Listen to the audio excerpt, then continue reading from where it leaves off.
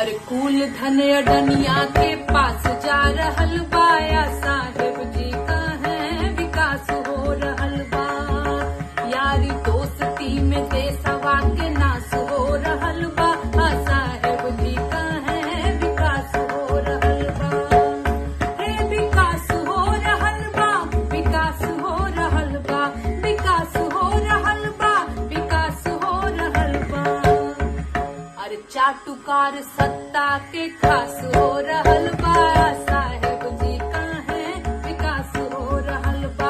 अरे चाटुकार सत्ता के खास हो रहल बा, साहेब जी का है विकास हो रहल बा।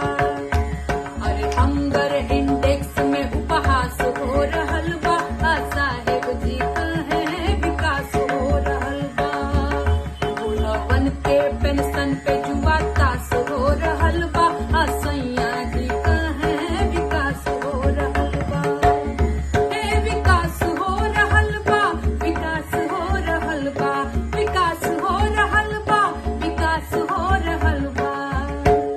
अरे मीडिया चौकी दरवा के दास हो रहल बा, राजा जी का है विकास हो रहल बा। अरे मीडिया चौकी दरवा के दास हो रहल बा, सैया जी का है विकास हो रहल बा। संसद से विपक्ष के निकास हो रहल बा, साहेब जी का है विकास हो रहल बा। डेमोक्रेसी के गर्दन में फांस हो रहल बा, साहेब जी का है विकास हो रहल बा। एगो हमरा कंफ्यूजन है, इनका डिगरी पे ना हमके विश्वास हो रहल बा। इत अनपढ़ बुझाले या भास हो रहल